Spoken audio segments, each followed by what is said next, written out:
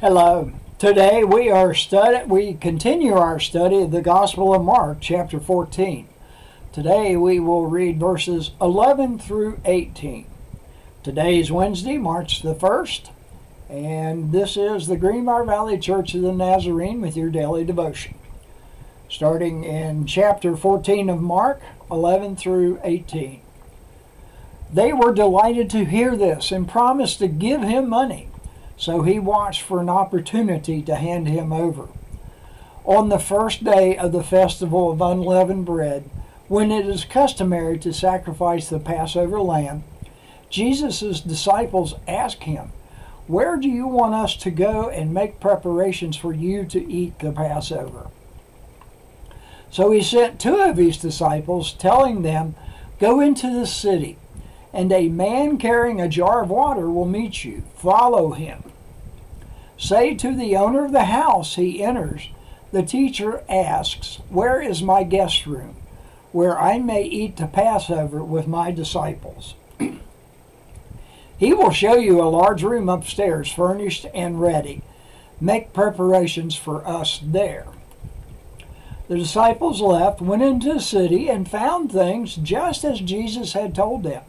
So they prepared the Passover. When evening came, Jesus arrived with the 12. While they were reclining at the table eating, he said, "Truly I tell you, one of you will betray me, one who is eating with me."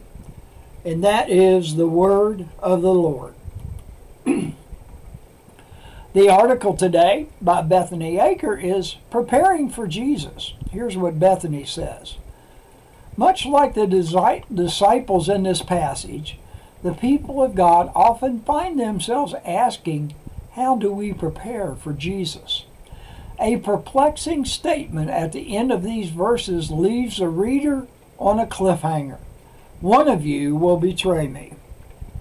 In this group's travels, and even in their last meal together, Jesus walks alongside the man who would betray him. Preparations are made. A room is furnished. A meal is prepared, even though Jesus is aware of deep betrayal by his friend. Surely if Jesus had told his disciples earlier that one of them would betray him, the preparations would have gone differently. Perhaps food would not be served to one, a chair would not have been made ready, or the betrayer would not have even been allowed in the door. And yet Jesus walks alongside Judas and makes sure the room was prepared for him too. Maybe for the people of God to prepare well for Jesus means to welcome even the enemy. A life marked by radical grace, hospitality, love, and mercy for friends and enemies alike will be a life that prepares for Jesus well. The hymn is by William R. Featherstone, "My Jesus, I Love Thee." My Jesus, I love Thee, I know Thou art mine. For Thee all the follies of sin I resign. My gracious Redeemer, my Savior Thou art. If ever I love Thee, my Jesus, 'tis now. And from the 36th Psalm, verses 5 and 6. Your love, Lord, reaches to the heavens, your faithfulness to the skies.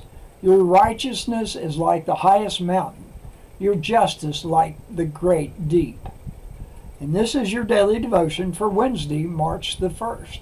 Have a blessed day.